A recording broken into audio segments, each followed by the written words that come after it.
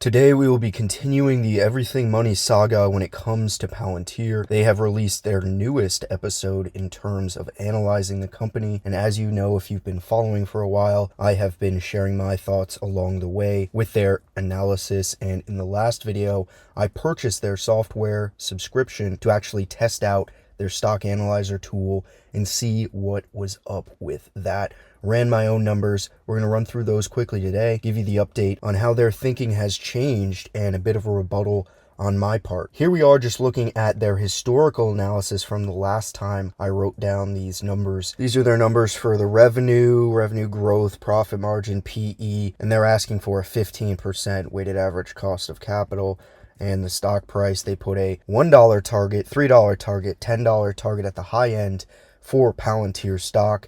Even going back before this video, because this was more recently within the last 6 months, they have definitely been right in terms of the direction of the stock. I will keep saying that and give them credit in that regard, in terms of their correctness on the stock price. However, it remains a bit of a question on my end whether you can declare yourself correct if you are right for the wrong reasons. Now, I do not think they were right, at least partially for the wrong reasons, because I think a lot of what they're saying as value investors is the multiple is too high. This company needs to be much greater than it is today to be worth what it was. And I think a lot of people can take away some valuable lessons from a true value investing approach in terms of buying with a margin of safety within inherently your purchase of the stock, a lot of intrinsic value necessary, and other portfolio managing techniques that I think are great for anyone, no matter your style of investing, be that growth, be that value, somewhere in between. I think some of what they say is definitely valuable. And I will also give them credit for what it seems like when I watch their videos is they do their analysis in terms of what they're actually showing in about the time it takes to make a video. So a lot of what they're doing is done in real time. So they're doing an analysis on a company in 10 minutes and not going very deep with it, which is once again fine. Definitely a lot more accurate than Jim Cramer. Not that they haven't had their losses as well. But what I'm trying to say is this is just one idea. This is one side of the story here. And I think it's very important as investors to take this side of the story and see what you're able to glean from it. So this is what they came up with on the high end last time, $10, and that would carry through to $40 in 2032 for their target. Now what they've done since then with their update, they took it down to 5 years because they were claiming in their video there's not enough to look past those 5 years, which I'd say I really think you should be looking at Palantir longer than 5 years and definitely at least 5 years. But anyway, they said on the low end, maybe Palantir will only 2.5x its revenues off of that 1.5 billion number and 3 in the mid and 4 in the high. So that would be 15% revenue growth, which don't even get me started on that because Palantir said they're going to be doing at least 30. But anyway, we'll take it as it is. 15, 20, and 25. Don't know really how these numbers can be justified. But once again, we'll take it as it is. Profit margin of 10%, 15%, 20%. I think you're starting to get somewhere with these numbers in terms of the profit that Palantir will be generating when we look out 5 years, including this year as the first of the 5th years, because we don't have the full fiscal results yet. We're looking at 2026. What will Palantir be doing in that year? Yes, they will be profitable at that point. The PE 17, 20, 23, very conservative, and this is something I would certainly expect from value investors, is not necessarily expecting large multiples. Now, we look at a company like Microsoft, it's got a PE of 25, and you can't really say that Microsoft has all of the growth going forward that Palantir does. Even if you look out to 2026, I think Palantir has a much higher runway at that time than perhaps Microsoft. So should they really be trading at less of a PE than Microsoft is now? I don't know. It's just a figure to look at there. I definitely think the PE is low, but I will share that when we get to mine. They talk about a 15% annual return. Now, this is essentially the discount rate, could be called the cost of capital in terms of what you're discounting each year by to get a stock price for today. But I think 15% is fairly hefty. The norm is basically 10% for almost all companies. And I think Palantir should be more around that 10, but I guess you could give 15. It really takes the stock price down when you discount by 15%.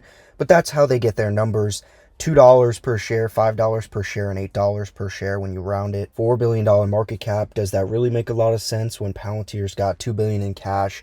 That only values the intrinsic business at $2 billion when they're going to be doing $2 billion of revenue this year.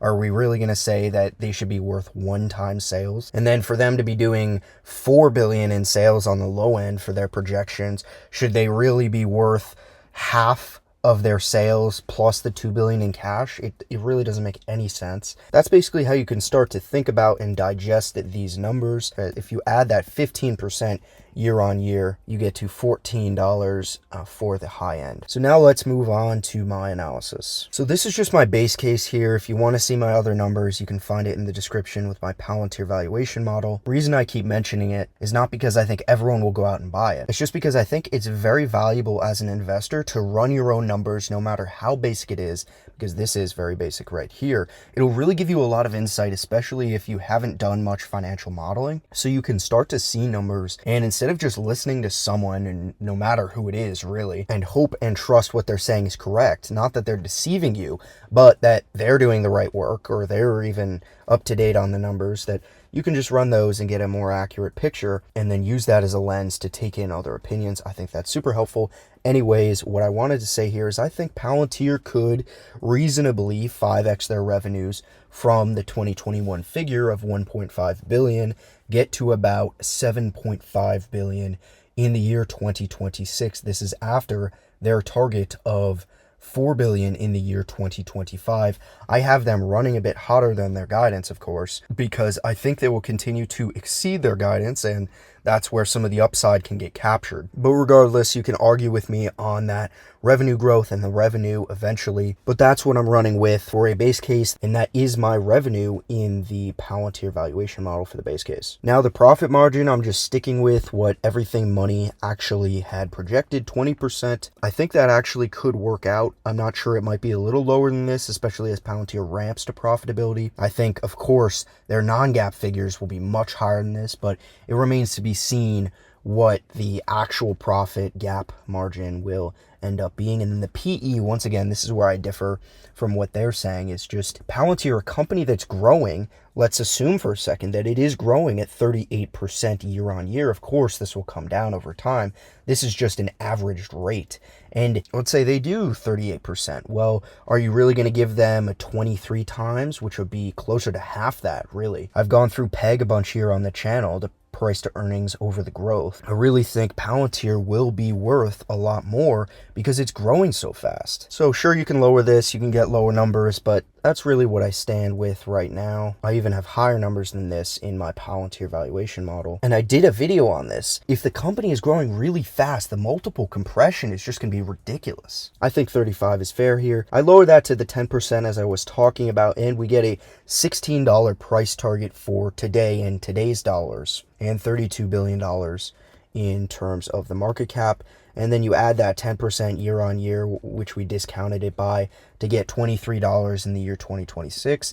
Once again, this is my base case. Once again, these aren't necessarily the numbers that I think are 100% accurate, because no one can be 100% accurate, but also this is highly simplified. You can run your own numbers. I'll tell you, everything in here will be very sensitive. If they only do 5 billion in revenue, it's going to drop significantly. If their profit margin's much higher, everything's going to rise. The PE is very sensitive. The annual rate, of course, is sensitive because we're doing some discounting by that. But what do I take away from these figures? Well, what you're trying to take away is, where does Palantir stand today? Now, when you put a price target on something like this, you're obviously not expecting it to happen tomorrow, but it's more to get a sense of how is the business doing and what will it be capable of 5 years from now. So that's why DCFs are kind of difficult to get a real good idea from, which that's what their stock analyzer tool is really about. But if you assume these numbers are correct and you discount from 2026 to 2022, you're looking at Palantir at almost half the value of what it could potentially be. Again, I'm not saying these numbers are right, but if they end up being close, that's something you could look to. You get to 2026 and the stock price is $23,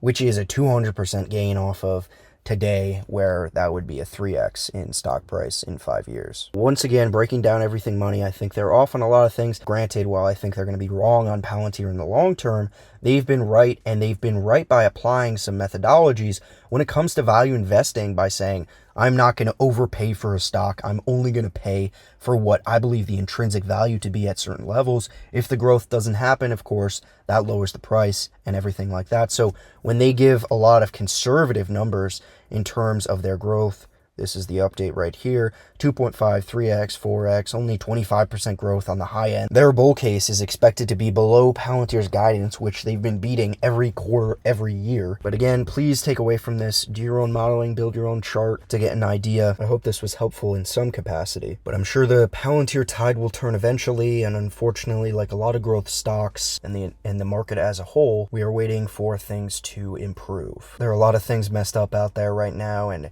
it's a real testament to Palantir's existence, honestly. Yeah, so as always, we'll have to see how this plays out, but I remain optimistic. Thank you for watching. Until next time.